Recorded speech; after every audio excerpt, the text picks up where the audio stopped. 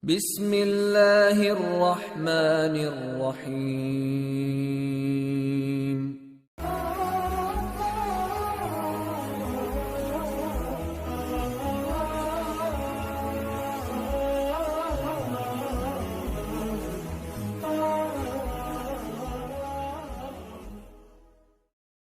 Makanya kalimat Qur'annya indah. Allah tidak mengatakan perut ikan pausnya. Allah ingin mengatakan, akan ada orang-orang hambaku, mungkin selain Yunus, yang mengalami situasi serupa dengan Yunus. Pekat, gelap, capek, lemah ya Allah. Karena pekerjaan, karena di rumah tangga, karena di kampus, karena di kehidupan. Perut rentenir. Kredit yang belum lunas. Riba yang belum tuntas. Lilitan utang, ya, kehidupan rumah tangga, masalah sosial, minta la ilaha illa anta subhanaka inni kuntu minadh dhalimin.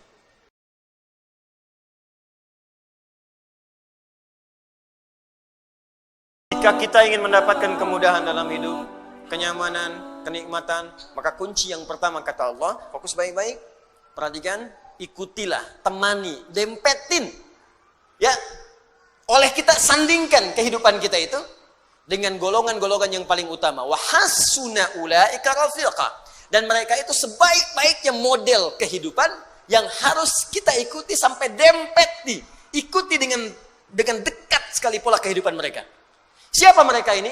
Mereka itu adalah orang-orang yang selalu taat kepada Allah dan Rasul. Taat. Makanya ayatnya dibuka dengan kalimat Quran surah keempat ayat 69. Wa may yuti'illaha war rasul. Siapa yang mau menaati Allah dan Rasul, taati. Ikuti. Nah, model kehidupan yang taat kepada Allah itu disebutkan oleh Al-Quran ada 4 golongan utama. 1, para nabi. Semua nabi. Lihat sini, fokus. Saya pernah jelaskan ini, ada al-anbiya, ada nabiyin, itu beda. Surah ke-21 namanya apa? Al-Anbiya. 22? Al-Hajj. 23? Gini lah, 114? An-Nas, Masya Allah. Gampang, cepet ya. 21 Al-Anbiya. Ya, Al-Anbiya. Awas, penting menghafal nama-nama surat Al-Quran untuk memudahkan hafalannya. Ya, kami buka karantina, alhamdulillah nih, golongan angkatan kedua itu ada yang hafal 15 hari 30 juz.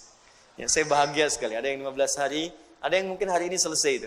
Hari ini selesai insya Allah. Ada yang 18 hari, ada targetnya 30 hari, ada 15 hari sudah selesai. Ya, jadi cintai, kenali ayat-ayatnya. Ya, bahkan sekarang orang-orang saja melamar sudah syaratnya Al-Quran tuh. Ya. Kamu namanya siapa? Masya Allah, saya Anas Pak. Baca surat An-Nas, baca bagus. Ada siapa yang kedua? Saya Torik Pak. Baca surat At-Torik, baca bagus. Ada yang ketiga siapa? Udah pucat wajahnya. Masya Allah, saya Yusuf Pak.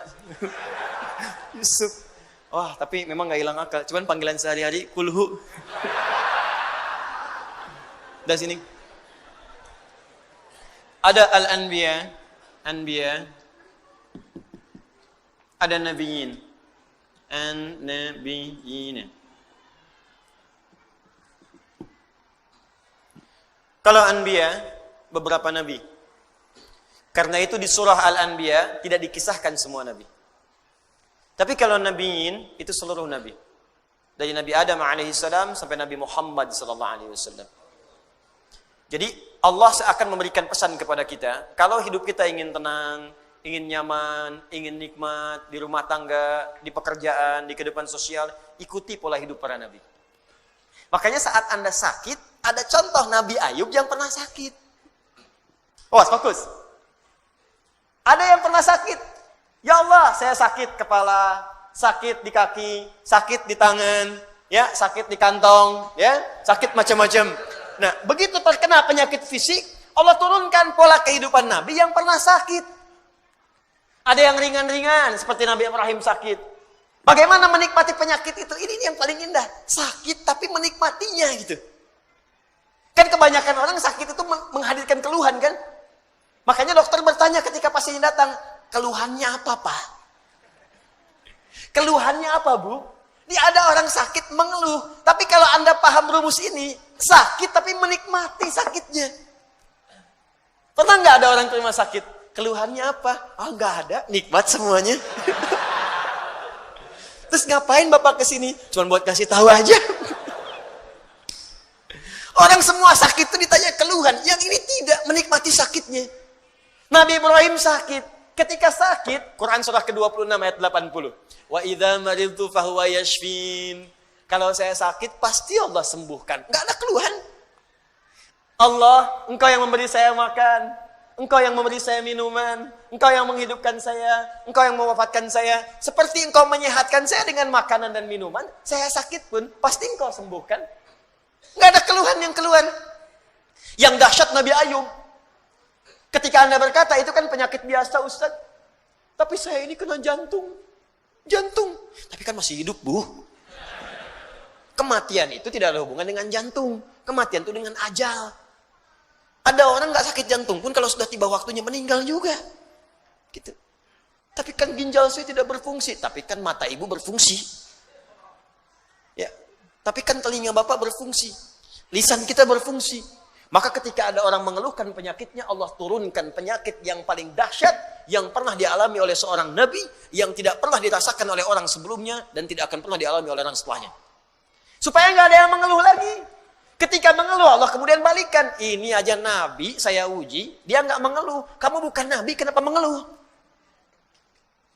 Tapi kan dia nabi, ya Allah. Diturunkan ayatnya. Kalau ada orang yang bukan nabi pun mengikuti amalannya, maka saya akan berikan kenikmatan yang sama seperti dia mengalaminya. Maka turunlah Quran surah ke-21 ayat 83 sampai 84 itu.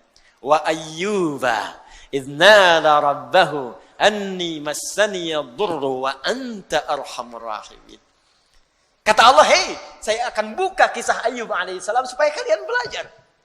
Ketika ia mulai bermohon kepada Allah, saat sakitnya mulai mengganggu dia untuk ibadah. Di saat sakitnya itu biasa, beliau nikmati aja. Nikmati, sholat ya sholat, ibadah ya ibadah, gak ada keluhan. Istrinya bertanya, "Papa, kenapa gak minta kepada Allah sembuhkan?" Kata suaminya, "Berapa lama kita sehat dan senang? 20 tahun. Berapa lama kita diuji dengan sakit dan begini? 7 tahun. Nanti aja, kalau sudah sakitnya sama dengan sehat 20 tahun, baru saya minta kepada Allah." Saya malu dikasih sehat 20 tahun, saya senang. Kenapa ketika dikasih sakit untuk ibadah selama baru 7 tahun sudah mengeluh? Bukankah semuanya datang dari Allah untuk kita beribadah kepada Allah? Dikasih kaya 20 tahun, kita senang. Diuji dengan fakir baru 7 tahun sudah mengeluh. Saya malu. Nanti aja kalau ujiannya sudah serupa. Jadi bagi Nabi Ayub nggak ada bedanya. Harta ada, nggak ada harta, tetap ketaatan kepada Allah meningkat. Sakit dan sehat nggak ada bedanya bagi beliau. Sehat ujian untuk beramal sempurna, sakit untuk banyak istighfar. Bukankah ketika sakit ada peluang dosa kita diampuni? Dikala cara berpikir kita seperti Ayyub alaihissalam, diajarkan ini zikirnya. Apa jawabannya? Fastajabna. Fakashafna ma bihi min dhurrin. Wa atainahu ahlahu. Wa mithlahum ma'hum rahmatan min indina. Belum selesai sampai sini. Wa dzikra lil 'abidin. Ketika Nabi Ayyub alaihissalam bersabar dengan penyakitnya, beliau menikmatinya, dan ketika mulai mengganggu penyakitnya untuk ibadah, baru bermohon kepada Allah. Ya Allah, penyakit ini sudah menghambat saya untuk ibadah. Jadi minta sembuh itu bukan sekedar minta sehat, supaya ibadahnya nggak keganggu. Jadi ketika sakit biasa saja, ketika ibadah terganggu baru minta sembuh. Tuh. Ya Allah, kaki saya sakit. Jangankan kamu, banyak yang sakit kaki. Ya Allah, sakit di kaki ini sudah mulai mengganggu saya untuk bisa ke masjid berjamaah. Begitu caranya. Ya Allah, kepala saya sakit. Banyak yang sakit kepala. Ya Allah, penyakit di kepala ini sudah mulai mengganggu saya untuk khusyuk berzikir kepadamu. Gitu caranya. Jadi begitu Anda menikmati itu untuk kepentingan ibadah, ditutup dengan kalimat wa dzikra lil 'abidin. Ini aku ingatkan untuk hamba-hambaku yang lain selain Ayub. Jika kalian mengalami hal yang serupa, amalkan amalan seperti Ayub merasakannya. Nabi. Anda berdagang, Anda bisnis, Anda bekerja, Anda berdakwah, Anda mengajar. Apa Anda kira akan mudah menyampaikan semua itu? Belum tentu. Kadang-kadang ada saingan, Anda yang ikut tender, mereka yang menang, padahal nggak ikutan sama sekali. Ada yang kemudian berusaha menyingkirkan, menyungkurkan. Ada yang mengajar juga kadang-kadang ada yang menyoal. Bukan cuma Anda. Bahkan ada seorang nabi namanya Yunus alaihissalam. Berdakwah, bekerja dengan baik. Disoal oleh orang sampai diusir dari kampung. Masuk kemudian ke perahu, dilempar, ditelan ikan paus. Anda bayangkan. Anda masih hidup sampai sekarang, beliau di dalam perut ikan paus. Tapi kau masih bisa nikmat aja zikir. Idnada fi dhulumati. Ya, baca ayatnya wadhannuni. Baca ayatnya 86 sampai 87-nya. Wadhannuni idh dhahaba mughadiba, ya? Wa dhanna an lan naqdir alayhi. Fanada fi dhulumati alla ilaha illa anta subhanaka inni kuntu minadh dhalimin. Tadinya gelisah. Enggak enak tuh. Ditelan dalam perut ikan paus. Kira-kira tuh di dalam perut ikan paus itu, maaf ya, terang atau gelap? Udah pernah masuk? Hah? Pengap atau nyaman? Ya, kita kebayang aja pasti pengap, sempit pengap. Dalam perut ikan yang sangat besar itu sempit pengap. Tapi masih bisa berzikir kepada Allah. Allah ilaha illa anta subhanaka inni kuntu minadh zalimin. Allah ilaha illa anta subhanaka inni kuntu minadh zalimin. La ilaha illa anta subhanaka inni kuntu minadh zalimin. Allahu akbar. Apa jawabannya? Fastajabna lahu. Ya, wa najjaynahu minal gham. Perhatikan jawabannya. Tadi Nabi Yunus alaihissalam masuk ke dalam perut ikan paus. Tapi ketika dijawab doanya, jawabannya bukan mengeluarkan beliau dari perut ikan paus. Ya. Kalau mau konsisten, fastajabna lahu wa najjaynahu minal hut. Kami jawab doanya, kami bebaskan dia dari perut ikan itu, kami keluarkan. Tapi yang terjadi adalah kalimatnya indah. Fa najjaynahu minal ghammi. Gham. Apa itu gham? Gham itu awan gelap yang menaungi.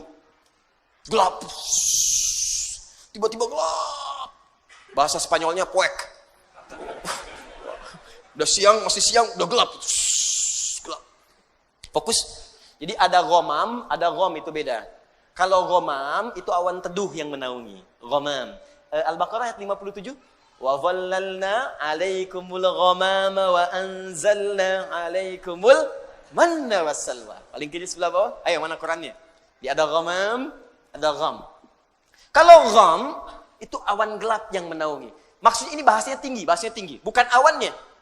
Tapi suasana gelap yang mencekam. Kadang kalau orang sedang ngelihat awan gelap, siang-siang gelap, perasaannya bagaimana? Gak enak ya? Gak enak, jalan gak enak, perasaan gak enak. Yang dimaksudkan di sini bahasa kiasan. Ada orang yang mengalami situasi yang gelap, bikin sesak. Seperti Nabi Yunus berada di perut ikan paus. Suasana gelap, bikin sesak. Mungkin tidak harus masuk ke perut ikan. Anda ikut pekerjaan, tiba-tiba dijahili oleh orang. Anda yang difitnah, bukankah gelap? Pulang-pulang siang tapi sudah longlai. Nyampe rumah gak ada senyum. Anda yang ikut ujian, begitu mau wisuda, ada nilai yang hilang belum sampai, tiba-tiba gelap. Anda yang sudah mau lamaran, besok mau nikah, tiba-tiba pasangan berubah keputusan. Gelap. Seketika kan gelap, ya Allah. Padahal situasi siang. Ya Allah, aku seperti tersambar halilintar. Padahal halilintar gak ada. Ya. Makanya kalimat Qur'annya indah. Allah tidak mengatakan perut ikan pausnya. Allah ingin mengatakan, akan ada orang-orang hambaku, mungkin selain Yunus, yang mengalami situasi serupa dengan Yunus. Pekat, gelap, capek, lemah ya Allah. Walaupun tidak harus masuk ke perut ikan. Karena pekerjaan, karena di rumah tangga, karena di kampus, karena di kehidupan. Tapi Anda amalkan seperti Yunus, dalam suasana di perut ikan pun masih nikmat. La ilaha illa anta subhanaka inni kuntu minadh zalimin. Perhatikan, begitu Anda mengamalkan zikir yang sama dan menikmatinya, wa kadzalika nunjil mu'minin. Belum selesai ayatnya. Fa najjaynahu minal gham, kami selamatkan Yunus alaihissalam dari gham, perut ikan. Wa kadzalika nunjil mu'minin. Kalau ada orang-orang beriman setelahnya mengalami situasi yang serupa, bahkan masuk ke perut ikan pun dia berzikir, saya selamatkan kata Allah. Atau bukan perut ikan, perut rentenir,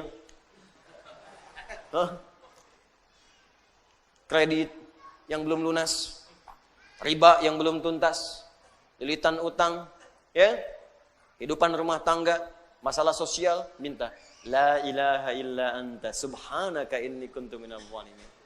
Uang belanja belum kunjung datang, la ilaha illa anta subhanaka inni kuntu minadh dhalimin.